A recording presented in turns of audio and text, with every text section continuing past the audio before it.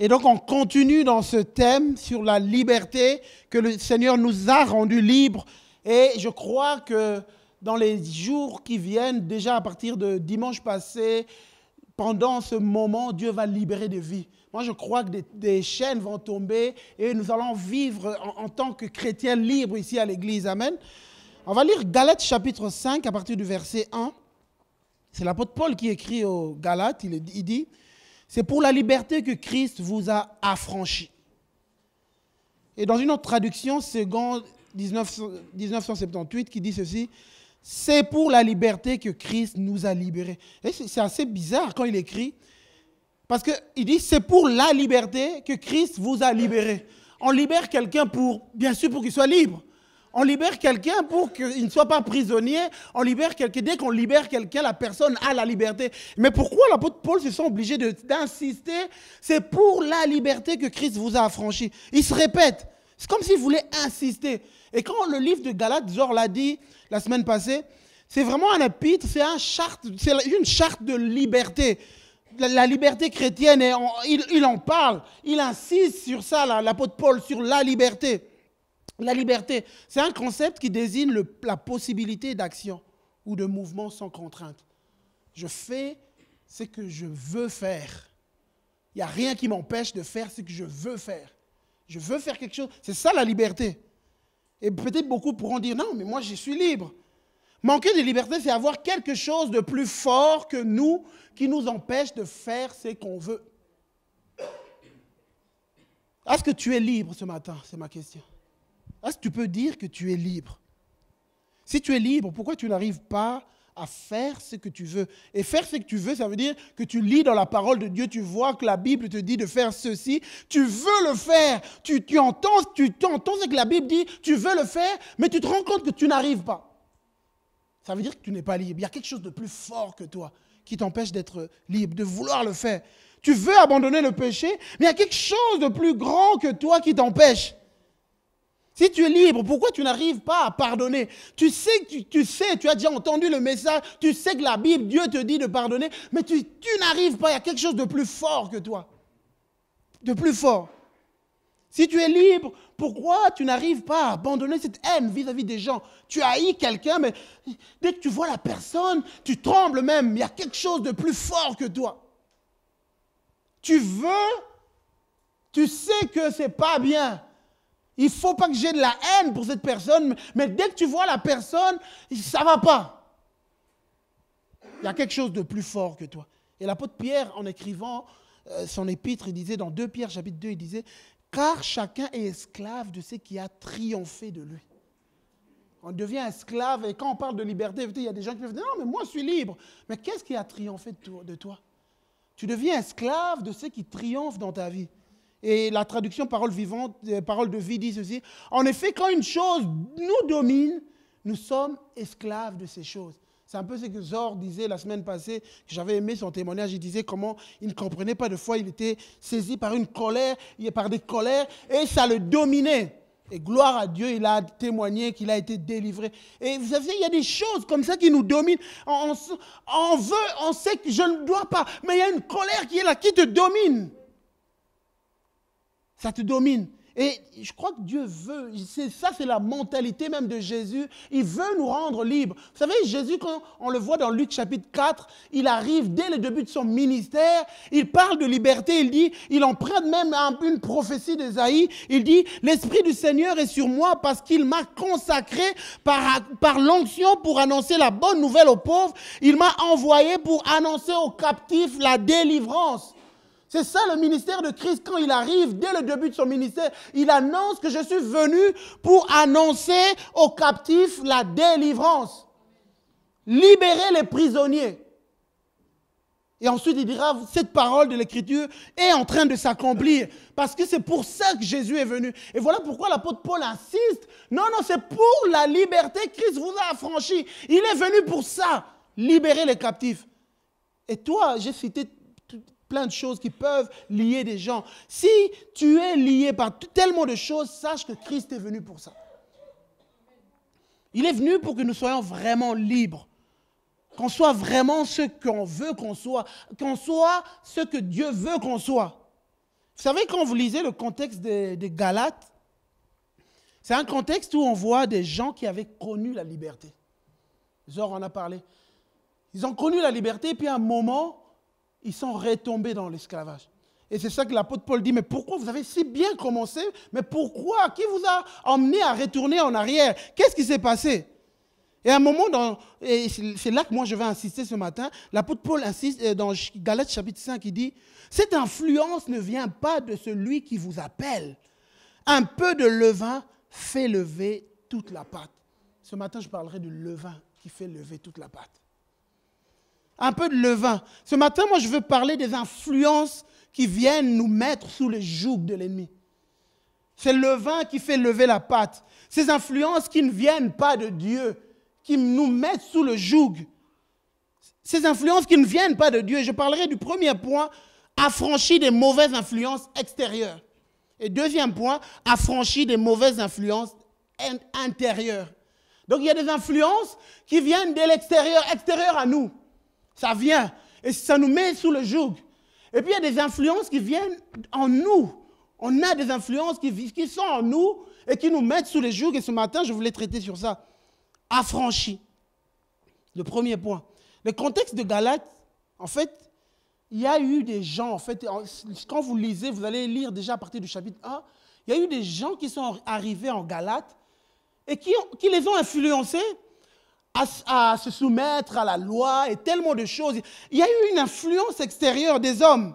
Des hommes sont venus et ils les ont soumis à toutes sortes de choses.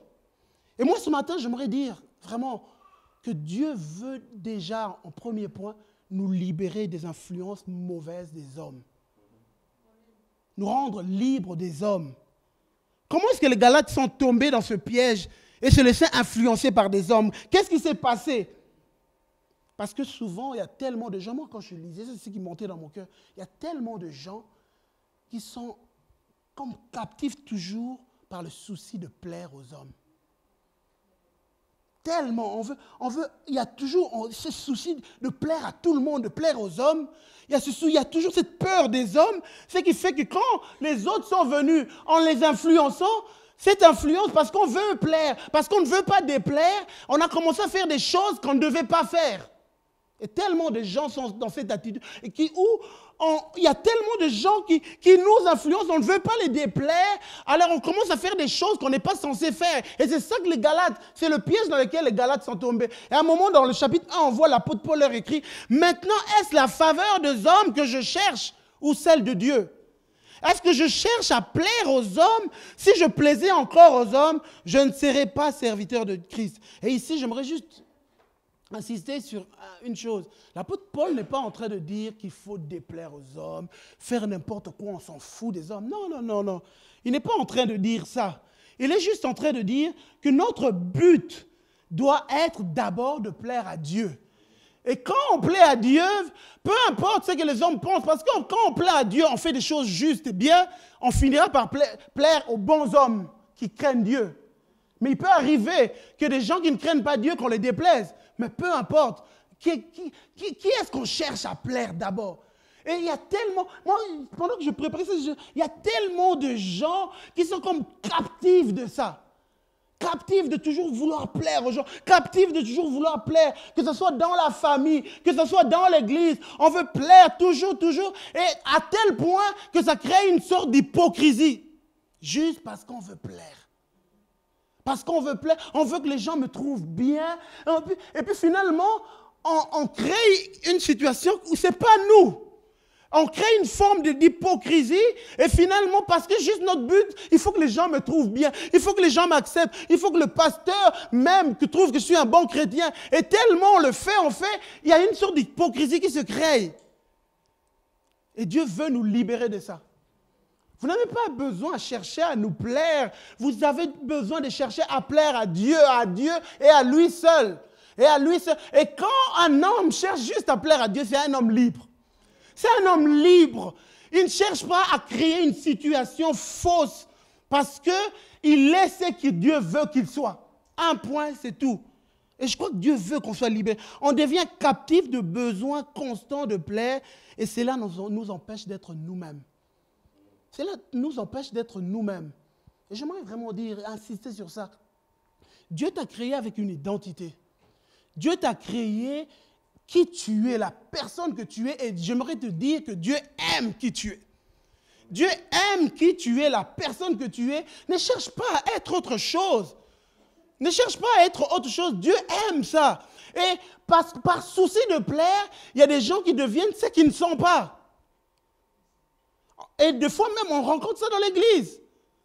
Tu n'es pas, je veux être comme Carlos parce que je veux plaire. Et puis tu commences à prier comme Carlos. Non, ce n'est pas toi. Ne sois pas ça. Ne sois pas ça. Et je pense que plus on comprend ces choses, plus on est libre. Des gens libres, qui ne méprisent pas les gens, mais qui sont ce que Dieu veut qu'ils soient. Et Dieu aime qui tu es. On devient captif de la peur des hommes et cela détermine nos actions. Et Dieu dit ce matin, libre d'être, que Dieu veut que tu sois libre d'être toi-même. Et on voit tellement de gens, on voit même des jeunes qui se suicident parce qu'il y a toujours le regard des autres. Et puis finalement, on voit même dans les écoles, il y a des jeunes qui sont sous pression parce que les autres veulent qu'on soit ceci ou cela. Et puis finalement, on commence à être mal dans ma peau et on les voit dans les ados. Et puis il y a des jeunes qui se suicident parce que je veux être autre chose, mais ce n'est pas moi.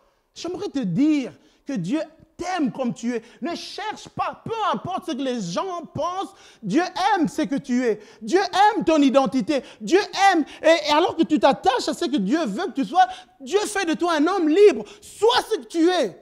Sois comme Dieu t'a créé. Parce que Dieu aime. Et veut que tu sois libéré de la honte. La honte d'être toi-même. Libéré de la honte d'être toi-même, libéré de toutes ces choses. Et quand tu es libéré, tu deviens un homme libre qui vit comme Dieu veut qu'il soit. Tu ne cherches pas à être autre chose. J'ai lu, il y a une citation, il y a un homme de Dieu qui écrit ceci. C'est un A.W. Tozer, il dit ceci. L'Église aujourd'hui a besoin d'hommes qui se sentent inépuisablement disponibles pour le combat de l'âme. De tels hommes seront libres des contraintes qui dominent des hommes plus faibles. Ils ne seront pas forcés d'agir sous la pression de circonstances. Leur seule contrainte leur viendra du dedans et d'en haut. Cette liberté est là nécessaire si nous voulons à nouveau avoir au milieu de nous de vrais serviteurs de Dieu, non des mascottes. Ces hommes libres serviront Dieu et les hommes pour des motifs élevés. Ils ne prendront aucune décision par crainte. Ils ne prendront pas parti pour les désirs de plaire. Ils n'accepteront point de servir pour des considérations financières. Ils n'accompliront aucun acte ecclésiastique simplement par coutume. Ils ne se laisseront pas non plus influencer, on parle de l'influence, influencés par le désir de gagner une réputation. Et c'est ça le problème en Galatie. Les chrétiens de Galate ont perdu cette liberté. Et moi j'aime bien parce que quand vous allez lire, ce n'était pas un passage, c'était une citation. Et quand vous allez lire dans la Bible, vous allez voir que l'apôtre Paul raconte ce qu'il était en train de vivre quand il est arrivé lui-même chez les Galates. Il raconte dans le chapitre 2, il dit ceci. Or, Tite, qui était avec moi et qui est grec, n'a même pas été contraint de se faire circoncire, malgré les prétendus frères. Il y a des frères qui sont venus, qui ont commencé à influencer, il faut vous circoncire. Malgré les prétendus frères qui s'étaient furtivement glissés parmi nous, pour épier la liberté que nous avons en Jésus-Christ, avec l'intention de nous asservir. Nous ne leur avons pas cédé un seul instant afin que la vérité de l'Évangile soit maintenue pour vous. Nous n'avons pas cédé. Nous n'avons pas cherché à faire autre chose. Et ce matin, j'aimerais dire que ce que Dieu veut pour ta vie, ça ne doit pas être les circonstances extérieures qui te poussent à faire telle ou telle chose. Ça doit être l'impulsion de l'Esprit seul. Les décisions que tu prends, ça ne doit pas être sous l'impulsion de l'un ou de l'autre. Et j'aimerais m'adresser à des jeunes ici. Ce que tu prends comme décision ne doit pas être sous l'impulsion de tes amis à l'école. Parce que les amis disent que non, quand tu es une jeune fille, tu dois avoir une copine, un copain, tout ça et toutes ces choses. Allez, moi aussi, je veux faire. Non, non, non. Ta vie doit se conformer à ce que Dieu dit. Tes décisions ne doivent pas être des décisions, le fruit de ce que les gens veulent que tu sois. Ce n'est pas les gens qui doivent déterminer qui tu dois être. Et même en tant que chrétien, Dans l'église, ce n'est pas l'un ou l'autre qui doit déterminer qui tu dois être, c'est juste la parole de Dieu qui doit déterminer qui tu dois être. Et je pense que ça, c'est important. Si on veut avoir des chrétiens libres et loin de l'hypocrisie, des chrétiens vrais, et moi je pense que l'église a besoin d'avoir des chrétiens vrais, qui vivent dans la vérité. Qui vivent dans la vérité, ça veut dire, je fais des choses non pas parce que tel frère, parce qu'il faut que je donne une image. Non, je n'ai pas besoin de donner une image parce que je suis ce que je suis, point. Et si vous n'êtes pas content, priez pour moi pour que je change, mais je ne viendrai pas donner une image que je ne suis pas.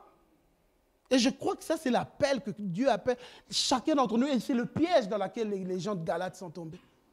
Ils sont tombés dans ce piège parce qu'ils ont voulu plaire. Et l'apôtre Paul maintenant raconte, allez lire, c'est vraiment intéressant, il raconte, maintenant il dit ce qui s'est passé avec un autre frère, Pierre. Et il dit, mais lorsque Pierre est venu à Antioche, je me suis ouvertement opposé à lui, parce qu'il était condamnable. En effet, avant la venue de quelques personnes de l'entourage de Jacques, il mangeait avec les non-juifs. Ce n'était pas un péché ce qu'il faisait. Il était en train de manger avec les non-juifs, ce n'était pas un péché. Mais après l'arrivée des gens qui sont venus de Jérusalem, Pierre s'est senti mal à l'aise et la Bible dit qu'il s'est esquivé et s'est tenu à l'écart par crainte des circoncis. En fait, c'était quoi le problème? Ce n'était pas un péché ce qu'il faisait, mais c'est juste qu'il s'est senti, mais qu'est-ce qu'on va penser de moi? Mais qu'est-ce qu'on va dire de moi? Et puis, ça fait qu'il a commencé à agir en dissimulant les choses. Et c'est ça qui arrive souvent dans les églises. Dans les églises, c'est Galates chapitre 2, verset 11. Et c'est ça qui arrive souvent dans les églises. Deux fois, l'hypocrisie s'introduit dans les églises. Pourquoi? Parce qu'on a le souci de plaire à l'autre. On n'est pas vraiment ce qu'on est, et puis on essaye de dissimuler. Et moi, ce matin, je m'aurais dit, sois ce que tu es. Avec tes failles, avec tes défauts, nous t'aiderons et nous avancerons ensemble. Sois qui tu es, sois libre, n'aie pas honte de qui tu es, sois toi-même, parce que Jésus veut que tu sois toi-même, et c'est pour la liberté qu'il t'a affranchi. Sois toi-même, viens à l'église tel que tu es, et tel que tu es, nous allons avancer ensemble, et nous allons servir notre Seigneur en tant qu'hommes et femmes libres. Hommes et femmes libres. Il ne faut pas qu'on soit soumis, liés par la crainte des hommes, liés par toujours ce désir constant de plaire aux hommes. Et ça arrive à tellement de chrétiens, même dans le lieu de travail. On est chrétien, né de nouveau, et dans le lieu de travail, on n'arrive pas à se comporter comme Dieu le veut. Pourquoi? Il y a la crainte des hommes. On a cette crainte, mais qu'est-ce qu'ils vont penser de moi? Qu'est-ce qu'ils vont dire de moi? Et ça fait qu'on se comporte d'une manière un peu bizarre. Et quand on sort de là, on regrette, mais pourquoi je n'ai pas dit ça? Pourquoi je n'ai pas dit la vérité? Pourquoi je ne me suis pas prononcé pour Jésus? Pourquoi? Il y a toujours cette peur des hommes. Qu'est-ce qu'ils vont penser de moi? Et je crois que ce matin, Dieu veut qu'on soit libérés de la crainte des hommes. Et moi, je parle en premier pour moi. Ça nous arrive à nous tous. On arrive à un endroit, on ne veut pas déplaire, on veut... Et des fois, à un moment, on commence même à dissimuler notre vraie identité de chrétien. Que Dieu nous aide, qu'on soit des hommes et des femmes libres. Libres d'être ce que Dieu veut qu'on soit. L'Esprit, ce matin, veut libérer chacun d'entre nous, libérer pour qu'on devienne ce que Dieu veut qu'on soit. Dans Proverbes chapitre 29, il est dit ceci, « La crainte que vous avez des hommes tend un piège sous vos pas. Mais l'Éternel protège celui qui se confie en lui. » Ce matin, Dieu veut que tu craignes plus sa parole que les hommes. Que tu aies plus d'estime pour sa parole. Et alors que tu le fais, tu apprends à devenir toi-même. Ce n'est pas les hommes qui doivent déterminer qui tu es. Ce n'est pas les influences extérieures qui doivent déterminer qui tu es. Ce n'est pas les circonstances qui doivent déterminer qui tu es. Ce n'est pas les gens de ta famille qui doivent déterminer qui tu es. Ce n'est pas eux qui vont déterminer, c'est Dieu qui détermine, c'est Dieu qui dit qui tu es. On le chante, je sais qui je suis. C'est Dieu qui dit qui tu es, et parce que tu as été dans sa présence, tu as su qui tu es, ce n'est pas les autres qui vont déterminer qui tu es. Alors ne laisse pas les gens déterminer qui tu es. Juste parce que tu as peur d'être rejeté, juste parce que tu as peur qu'on pense ceci ou cela de toi. On vit dans une société, la société dans laquelle on vit, elle est comme ça. C'est ça que les gens, tout est basé sur la l'apparence. Et des fois, quand tu t'approches des gens, finalement, tu te rends compte que non, toutes ces choses-là, c'est juste l'apparence, l'apparence, l'apparence. Parce qu'on veut qu'on me voit de telle manière. Et les gens, on voit sur Facebook, on donne une image de soi. Et puis finalement, un jour, on découvre, oh tiens, mais cette personne s'est suicidée. Oh, mais je pensais qu'elle était heureuse. Quand je regarde ceci, mais tout semble être bien. Toujours l'apparence, l'apparence. Qu'est-ce qu'on va penser de moi? Qu'est-ce qu'on va... Et on se crée quelque chose qui est fausse. Et ce qui est dramatique, ça entre dans l'Église. Ce qui est dramatique dans les chrétiens aussi. Il n'y a pas une vie vraie, il n'y a pas quelque chose de vrai. On crée des choses qui ne sont pas vraies. Et ce matin, Dieu dit, non, je veux la liberté dont je parle. C'est déjà à partir de là, commencer à être libéré de la crainte des hommes, de l'opinion des hommes. Parce que ce qui compte, ce n'est pas l'opinion des hommes, c'est l'opinion de Dieu sur toi. Ce n'est pas ce que les hommes pensent de toi, mais c'est ce que Dieu pense de toi. Et ça te fera que tu restes vrai, peu importe l'endroit où tu te trouves, parce que Dieu voit partout où tu es. Les hommes ne voient pas, les pasteurs ne voient pas, les responsables ne voient pas où tu es. Donc tu peux venir à l'église, avoir une certaine image chrétienne. Tu arrives, tu lèves les mains. Il y a des chrétiens qui ils ont une capacité d'être... une sorte de schizophrénie en fait chrétienne. Quand on vient à l'église, on est une certaine personne et quand on est dans la société, on est une autre personne et ils arrivent à bien le faire.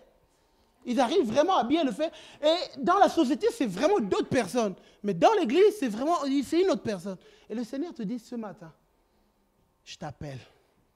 Entre dans cette liberté, sois ce que moi je veux que tu sois. Sois ce que je veux que tu sois. Parce que t'es tellement, il y a ce souci. Les gens ne vont pas m'aimer. Les gens ne vont pas m'accepter. Les gens ne vont pas... Il y a tellement de questions en toi, mais le Seigneur te dit, non, non, si tu es ce que Dieu, je veux que tu sois, tu vas voir ce que les gens vont t'accepter, les gens vont t'aimer, les gens vont te respecter si tu es toi-même. Fais-le et entre dans la liberté des enfants de Dieu. Entre dans la liberté. Ce matin, Dieu veut délivrer. Dieu veut nous délivrer. Dieu veut qu'on entre. Et vous savez, et pendant que je préparais ce message, il sait qu'il montait dans mon cœur. Vous savez, les gens qui vivent constamment dans cette situation, qui sont, entre guillemets, je dirais, esclaves des hommes, ces gens deviennent très susceptibles d'être blessés. Très susceptibles d'être blessés par ce que les gens vont dire, par ce que les gens vont penser. Pourquoi? On devient facilement blessé parce que ce qui compte pour nous, l'opinion des gens compte tellement que dès qu'on apprend que tel a pensé ceci ou cela de moi, on est blessé. Mais comment elle a pu penser? Et on devient esclave de l'attention de l'autre, de tout ce que l'autre fait. Et puis il y a l'offense qui vient. On devient prisonnier de ça. Prisonnier de ça et on est facilement offensé. Il y a des chrétiens qui se battent contre ça chaque jour. Ils viennent à l'église et puis ils disent « Seigneur, aide-moi à pardonner ». Puis le Seigneur leur donne la force, ils pardonnent. Et puis demain, il y a encore une autre personne qui les blesse. Il y a des gens, moi, des fois, je me dis, il y a des gens qui sont constamment blessés par des gens. Constamment blessés par des gens. Pourquoi? Parce que ce que les gens disent, ce que les gens pensent, c'est tellement important pour toi que tu es constamment blessé. Constamment, et ça t'empêche d'aller loin. Ça t'empêche de vivre. Vous savez, il y a un homme dans la Bible, pour qu'on voit vraiment, il y a un homme dans la Bible, David. Moi, David, j'aime bien parce que c'était un homme libre. David, dans 1 Samuel chapitre 17, avant qu'il combatte Goliath, il a eu 2 combats. Il y a 2 hommes qui l'ont combattu. La première personne qu'il a combattu, c'était son propre frère, Eliab. Son frère Eliab. En fait, qu'est-ce qui s'est passé? Dans 1 Samuel chapitre 17, verset 28, David arrive innocemment, il arrive avec son père, lui dit, va donner de la nourriture à tes frères. Il arrive là, innocemment, et puis il voit un Goliath qui se lève, qui commence à crier sur le peuple de Dieu. David est choqué, il commence à poser des questions, et puis son frère vient, Eliab. Eliab, le frère aîné de David, l'avait entendu parler à ces hommes, et il fut enflammé de colère contre lui. Il lui dit, pourquoi es-tu descendu ici et à qui as-tu laissé ton petit troupeau dans le désert?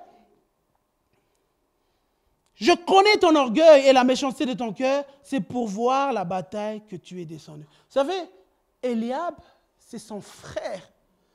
C'est son frère, ils vivaient dans une même maison. Et voici ce qu'il dit, voici ce que ton frère dit de toi. Je connais ta méchanceté et ton orgueil. Moi, si mon frère me dit ça, ça va me blesser. Non, c'est vrai. Et pendant que je lisais, Dieu me disait, c'est son frère.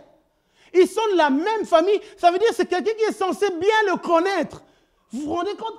Quelqu'un qui te connaît bien et qui te dit, alors que quand on lit, on voit qu'il n'a été ni orgueilleux ni méchant. Mais ton frère, celui qui te connaît bien, il te dit, je connais ton orgueil, je connais ta méchanceté. Et David, qu'est-ce qu'il fait? La seule chose qu'il trouve à faire, la Bible dit, il passa outre. Et Dieu veut que chacun d'entre nous, qu'on apprenne, parce qu'on est venu dans la présence de Dieu. David c'était un homme de la présence de Dieu. Et dans la présence de Dieu, Dieu lui avait appris qui il était. Il savait qui il était, même peu importe ce que son frère lui avait dit, lui, il savait qui il était, et la Bible dit, il passa outre.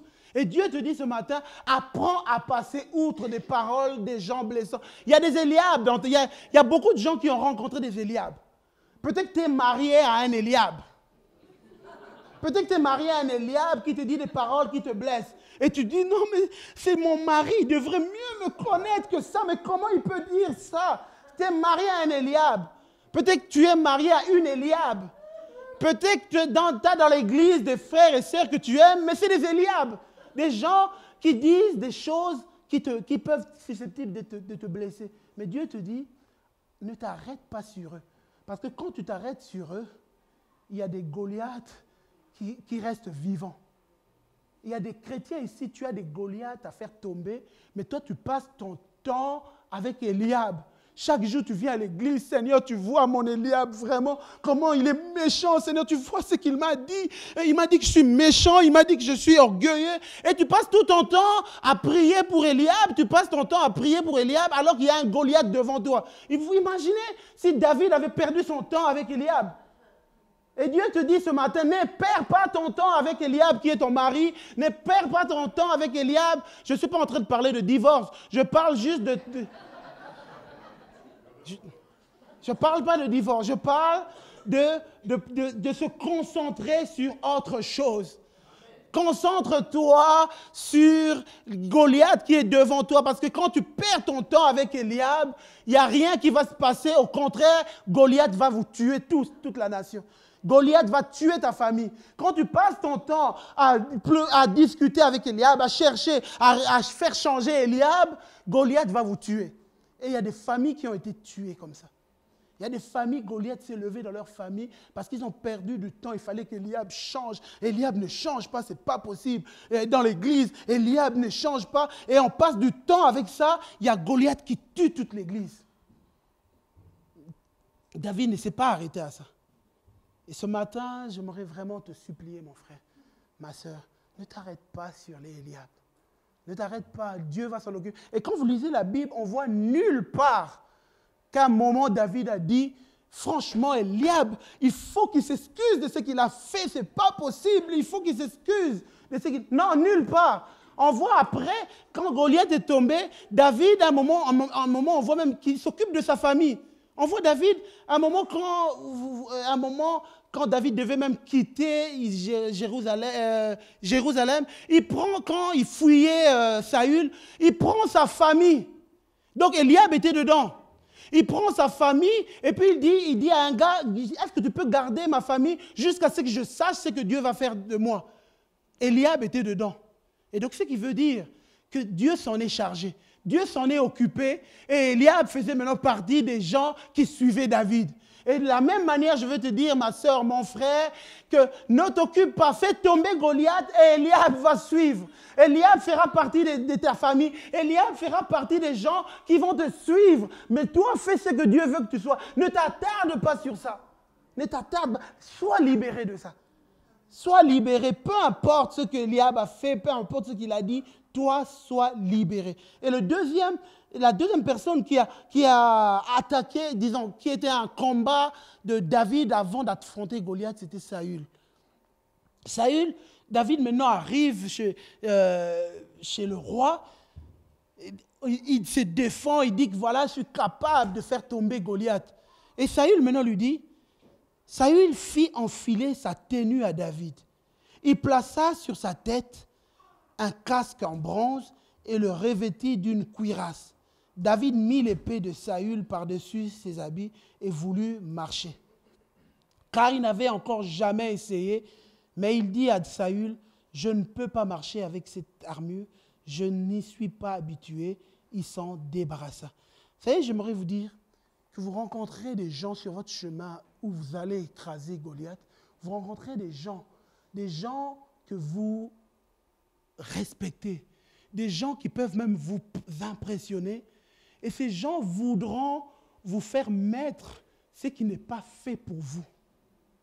Apprenez à vous débarrasser de ça. Vous savez, quand nous, on a eu à cœur de démarrer l'église ici, Parole d'Espoir, en tout cas, c'est ce passage, je me rappelle, on priait avec Zor, c'est ce passage qu'on avait reçu.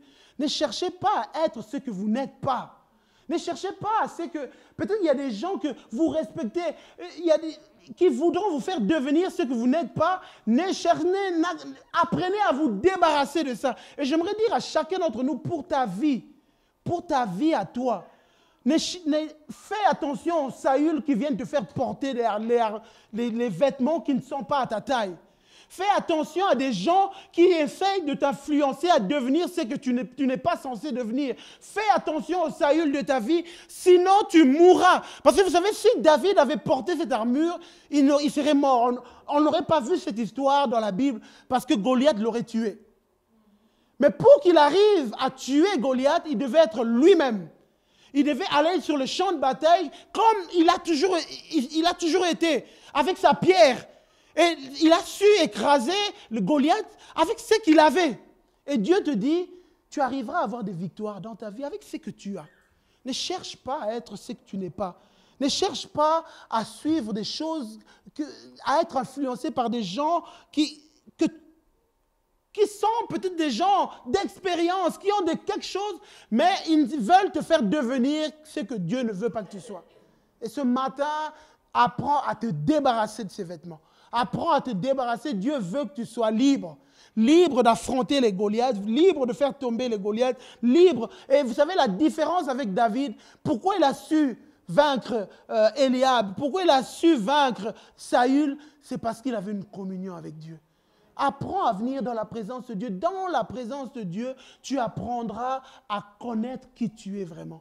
Vous savez, ce matin, quand j'étais en train de prier, je priais par rapport à ça, et il y avait ce passage de Jésus qui venait dans ma tête, quand Jésus dit, vous demeurez dans ma parole et vous connaîtrez la vérité, et la vérité vous rendra libre. Qu'est-ce qu'il veut dire? Et c'est comme si Jésus disait, demeurez dans... C'est ça que Zor a dit la semaine passée, que l'apôtre Paul, avec les Galates, au début, il a essayé d'établir des vérités. Il a essayé d'établir des vérités. Quand vous lisez le livre des Galates, vous voyez des vérités. Il annonce aux Galates qui vous êtes. Vous êtes enfants de Dieu, héritiers de Dieu. Et ce sont des vérités. Et ce sont des vérités quand vous demeurez dans ça. Quand vous demeurez dans ça, c'est ce que Jésus dit. Vous connaîtrez, vous aurez la révélation sur qui vous êtes vraiment devant Dieu. Et vous serez libres. Demeurez dans la parole, demeurez, restez dans la présence de Dieu et tu sauras qui tu es. Et tu ne te laisseras pas influencer par qui que ce soit. Tu ne laisseras pas les gens te faire devenir qui tu n'es pas. Tu seras libre. Amen. Deuxième point, libre de mauvaises influences intérieures.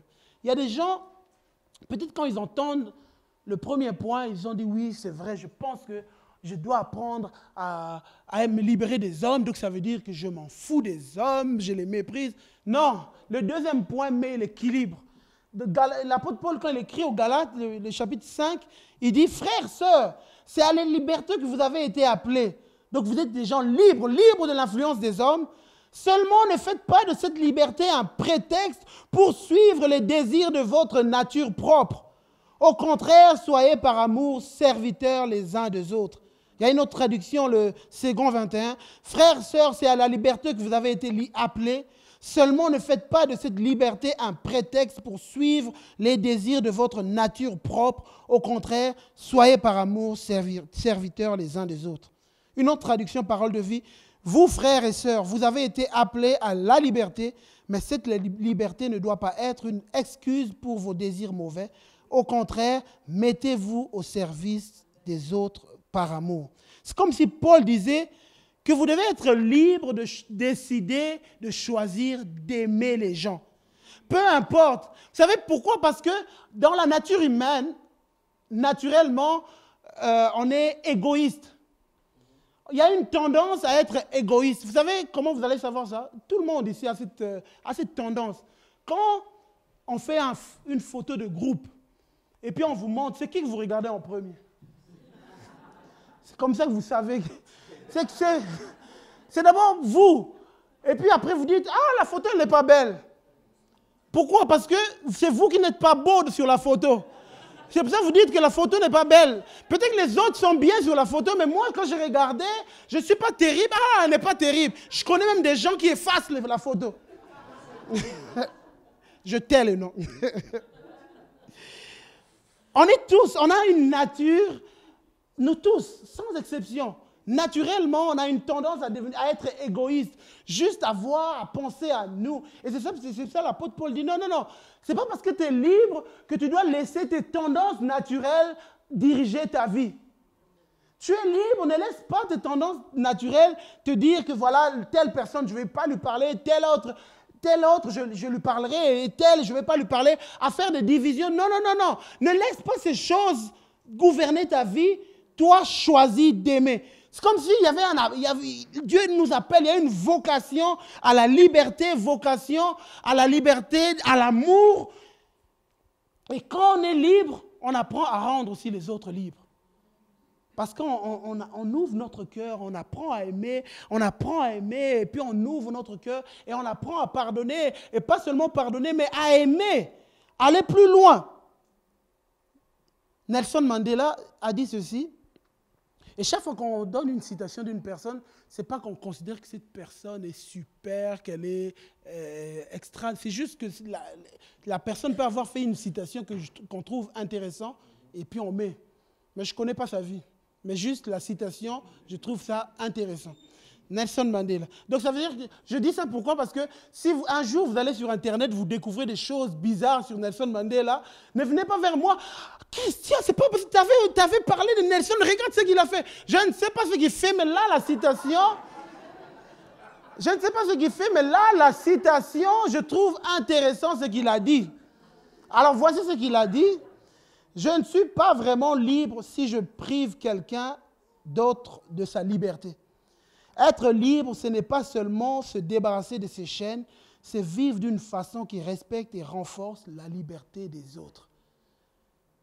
Quand tu es libre, tu apprends à rendre les autres libres. Et comment est-ce que tu apprends à rendre les autres libres? En les libérant dans ton cœur, en offrant de l'amour, en pardonnant, en venant, en ouvrant son cœur. N'ayons pas des gens où nous avons décidé, tel je vais fréquenter et tel autre non. Tel je vais faire entrer dans mes proches et tel autre non. Tel je vais... Non. Ouvrons nos cœurs à tout le monde. C'est ça que l'apôtre Paul est en train de dire aux Galates. Ouvre ton cœur à tout le monde. Ne laisse pas la colère te dicter les choix de ta vie. Ne laisse pas ta haine, ne laisse pas ta rancœur dicter tes choix. Ne laisse pas tes impulsions, mais choisis d'aimer les gens. Choisis de les aimer. Et vous savez, Jésus, c'est ça que Jésus était en train de dire.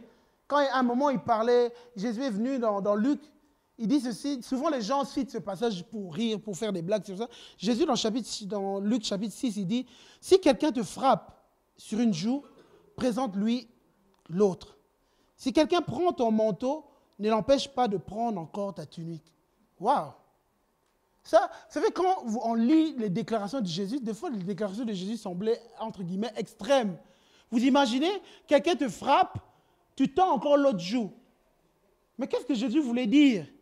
Jésus voulait dire que souvent, quand quelqu'un nous frappe, on a la tendance qu'on a, si on ne remet pas, la tendance est de se protéger. Quand quelqu'un te frappe, la tendance est que je me protège pour ne pas avoir un deuxième. Mais Jésus dit, quand quelqu'un te frappe, laisse-le te frapper encore une deuxième fois. Ça veut dire ceci. Si quelqu'un te fait du mal, la tendance naturelle, c'est de dire, voilà, la personne m'a fait du mal. Bon, peut-être que ça va, je pardonne, mais j'ai pris la décision que je ne fréquenterai plus la personne. Ça, c'est la tendance naturelle que tu prends parce que je veux me protéger. Cette personne m'a vraiment fait mal, alors moi, je veux me protéger. Cette personne ne m'approchera plus. Ok, j'ai pardonné. Il y a des gens qui sont ici qui disent oui, ok, j'ai pardonné, mais j'ai mis mes distances cette personne. Et là, quand Jésus parle, qu'est-ce qu'il dit en fait, Jésus? Il dit, la personne t'a fait du mal, prends le risque encore qu'il te fasse encore du mal. Waouh, Seigneur, qu'est-ce que tu veux dire? Le Seigneur, on n'est pas maso, mais c'est juste que le Seigneur te dit, n'aie personne à qui tu prives ton amour.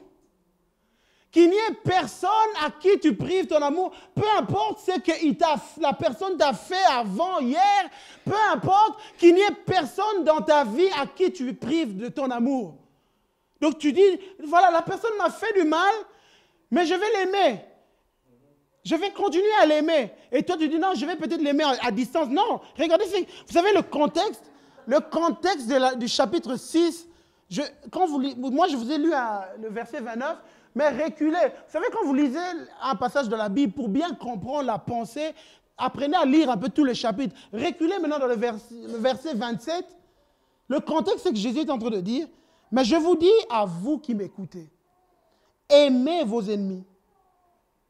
On peut s'arrêter là, mais il dit, faites du bien à ceux qui vous détestent. Comment on ne fait pas du bien à distance?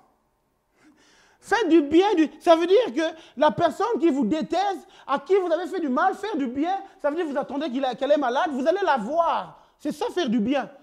C'est ça faire du bien, ça veut dire la personne a faim, vous lui donnez à manger. C'est ça que Jésus est en train de dire. Faites du bien à ceux qui vous détestent. Bénissez ceux qui vous maudissent. Priez pour vous. Peut-être vous avez choisi, bon ça va ok, l'aimerai et puis je vais prier. Vous avez sauté les autres. Faites du bien. Vous savez, je vais juste prier. Ok Seigneur, je vais prier. C'est déjà beaucoup que je prie pour cette personne. Alors et puis tu commences à prier. C'est déjà beaucoup. Mais Dieu, Jésus dit non. Waouh! Moi, je ne sais pas si vous en pensez. Moi, des fois, quand je lis la Bible, les déclarations de Jésus, je me dis, c'est impossible. C'est impossible. Mais, quand on parle de chrétien, ça veut dire comme Christ. Donc, on doit suivre ça. On doit suivre. Jésus dit, faites du bien à ceux qui vous détestent. Nous, on a la tendance naturelle. Cette personne-là, wow, c'est une méchante, fais attention à elle. Ne l'accueille même pas dans ta maison. Jésus dit, faites du bien. Allez chercher dans vos Bibles, dans votre dictionnaire, ce qui veut dire faites du bien. Faites du bien. C'est quoi faire du bien à quelqu'un? C'est quoi faire? C'est faire du bien, c'est même accueillir cette personne chez toi. Il y a des gens qui diront non, tu ne peux pas faire. Il ne faut pas l'accueillir. Non, non, parce que non, c'est ça faire du bien. C'est ça faire du bien. Bien sûr, il faut être sage, mais avec un cœur aimant. Faire du bien. Et c'est pour ça que Jésus dit, si quelqu'un te frappe, tant encore. Et ce matin, j'aimerais dire vraiment à quelqu'un, prends encore le risque d'aimer les gens. Prends le risque d'aimer. Peu importe ce qu'on t'a fait, peu importe ce que ton mari t'a fait, peu importe ce que ta femme t'a fait, peu importe ce que les gens t'ont fait, peu importe ce que l'Église t'a fait, prends encore le risque d'aimer les gens. Prends encore le risque d'ouvrir. Prends encore, ça peut prendre, aimer les gens, c'est prendre un risque d'être encore déçu. Une personne t'a déçu, elle m'a vraiment fait mal, elle m'a déçu. Et ça, Jésus dit, prends encore le risque d'être déçu à nouveau. Mais pourquoi? Et moi, je me dis, c'est pas que Jésus veut qu'on se fasse tout le temps du mal. Mais vous savez, moi, c'est que je suis en train de comprendre ces jours aussi. Quand tu apprends à toi à regarder juste à lui, lui, il t'aide. Il t'aide à faire le reste. Et moi, la semaine passée, pendant que jeudi, j'étais en train de préparer le message, je parlais du pardon. Et le Seigneur me disait, tu sais ce qui se passe en fait, c'est que tu sais que il faut apprendre. C'est que quand toi, tu attends des choses des gens, tu vas facilement être blessé, tu vas facilement être déçu. Mais quand tu attends tout de Dieu, peu importe ce que les gens te font, Ça ne te fera rien parce que tu as appris à dépendre absolument et complètement de lui. Et c'est lui qui te guérit, c'est lui qui te donne la force, c'est lui qui te donne tout. Et parce que lui te donne tout, toi, tu donnes de l'amour, tu aimes les gens. Peu importe ce qu'il te donne, que tu reçoives la reconnaissance ou pas, tu continues à le faire. Que les gens viennent te dire merci ou pas, tu continues à le faire. Tu continues, peu importe ce qui se passe, peu importe ce que tu reçois. Peut-être à ton travail, on n'est pas reconnaissant de ton travail, de ce que tu fais, tu te donnes, mais apprends juste à remettre tout entre les mains de Dieu, à dépendre, parce que ta vie dépend de Dieu. Ce n'est pas les hommes qui font que tu deviennes ce que tu es, c'est Dieu, parce que tu remets ta vie en lui, c'est lui qui est le maître de ta vie, qui fait de toi qui tu es. Moi, en tout cas, je l'ai compris. Il y a une période de ma vie, j'étais allé à un travail où pendant les 6 mois, c'était des 6 mois horribles. Horrible. Je suis sorti de là vraiment en miettes, de ce travail-là, en miettes. Et ça peut faire naître des mauvais sentiments dans le cœur, tellement de mauvais sentiments. Mais quand tu as appris, de ces événements, j'ai appris à juste regarder à lui. Peu importe ce que les gens disent, peu importe ce que les gens font, j'apprends à regarder à lui. Et puisque tu le fais, tu apprends juste à aimer les gens, à offrir l'amour parce que je suis chrétien comme Christ. Et Christ, mon Seigneur, a dit, aime les gens. Christ, mon Seigneur, a dit, mon maître, sinon je ne suis pas chrétien. Sinon, je ne suis pas chrétien.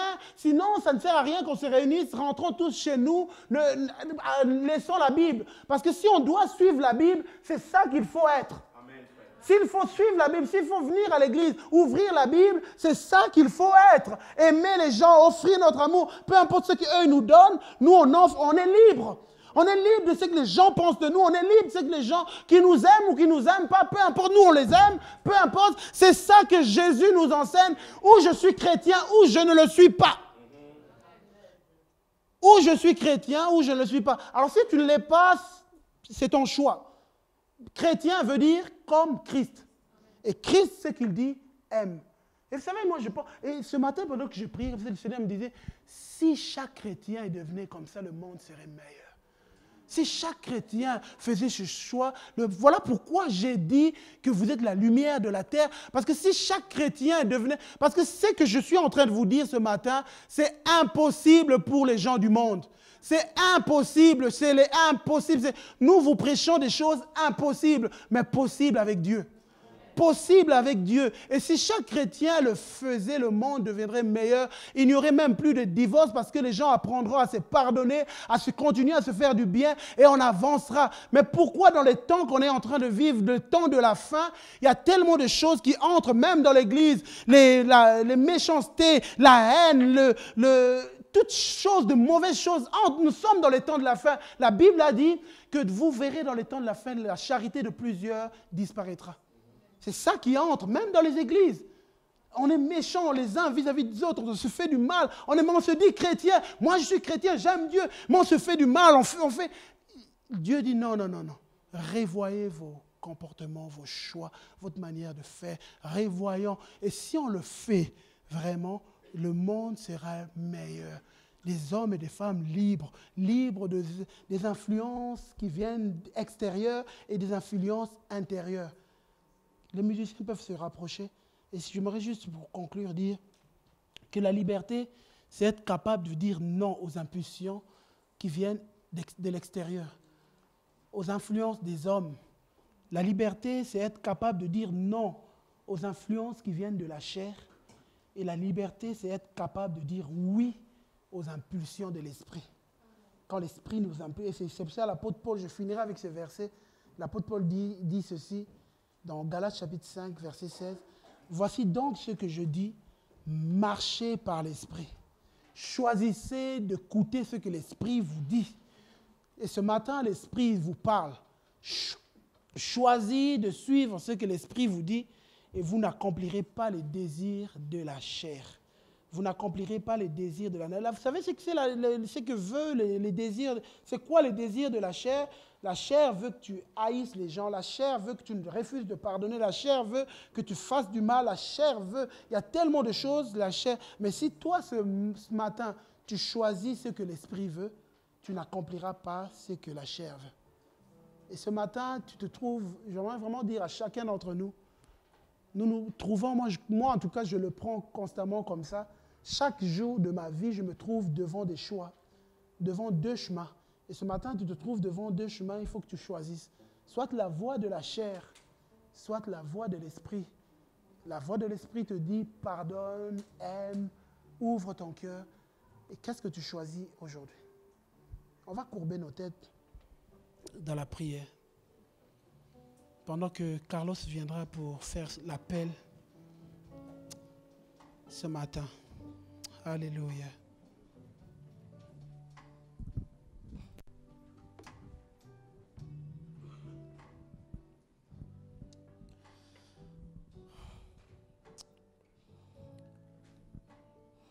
Moi, je vais faire deux appels. Le premier appel, ça concerne le premier point, affranchir de mauvaises influences extérieures.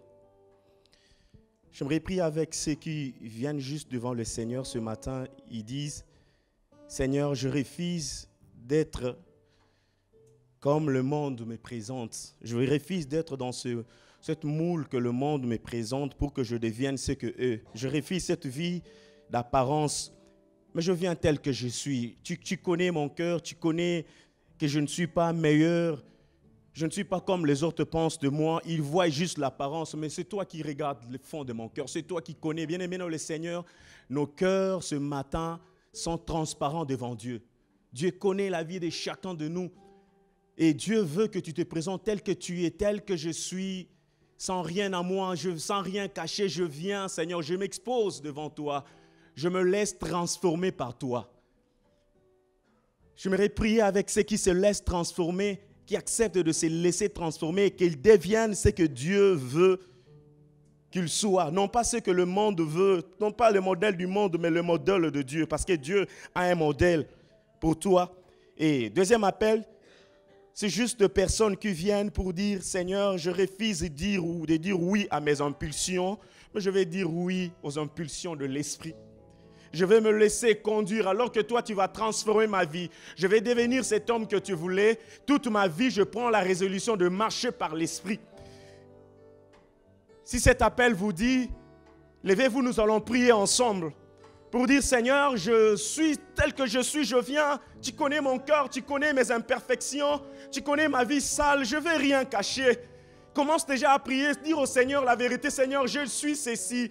Tu vois combien, Seigneur, je me laisse, Seigneur, je trompe les gens. Je ne suis pas un homme vrai. La vérité, c'est toi qui connais. David lui-même, il dit au Seigneur, sonde mon cœur. Regarde mon cœur, regarde la vérité de mon cœur. C'est toi qui le connais. Ma femme ne connaît pas la vérité de mon cœur. Mon mari, non. Mes enfants, mes frères, non. Mais toi, tu connais, Seigneur, pardonne. Et je veux que devenir ce que toi, tu veux. Lève-toi, nous allons prier ensemble. Seigneur Jésus, je te prie ce matin, Seigneur. La vérité de mon cœur, tu connais, Seigneur éternel, mon Dieu. Tu connais, Seigneur Jésus, l'hypocrisie, Seigneur, dans laquelle, Seigneur Jésus, je baigne chaque jour, éternel, mon Dieu. L'hypocrisie, éternel, mon Dieu, dans laquelle, éternel, mon frère, ma soeur, Seigneur, reste, Seigneur.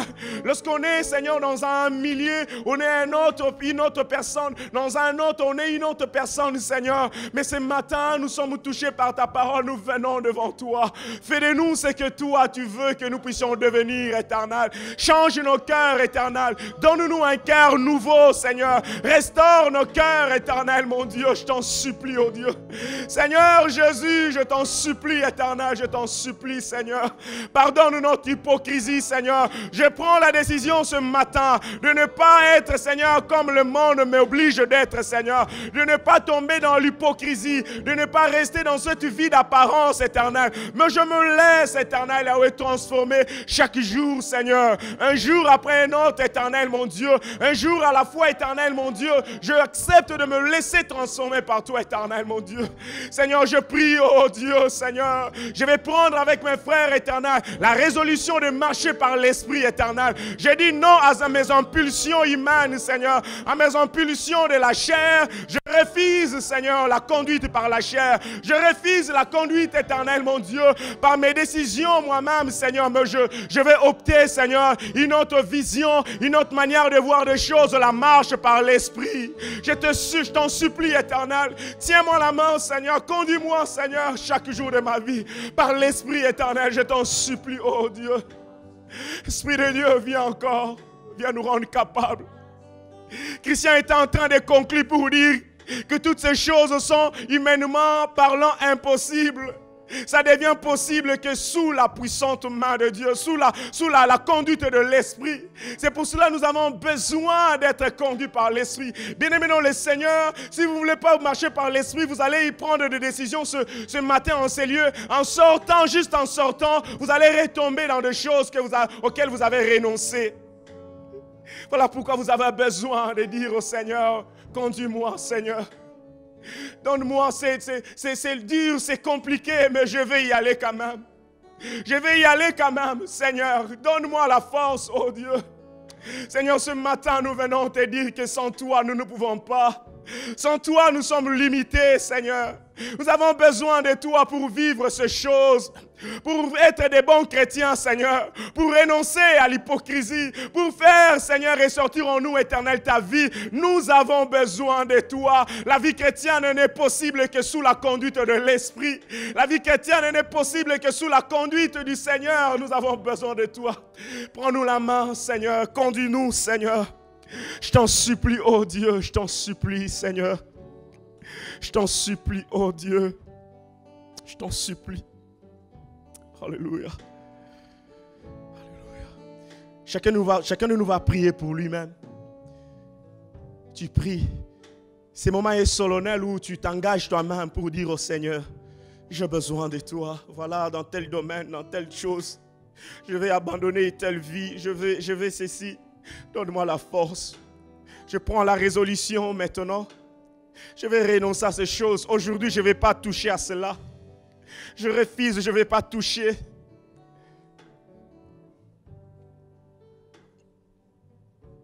Alléluia.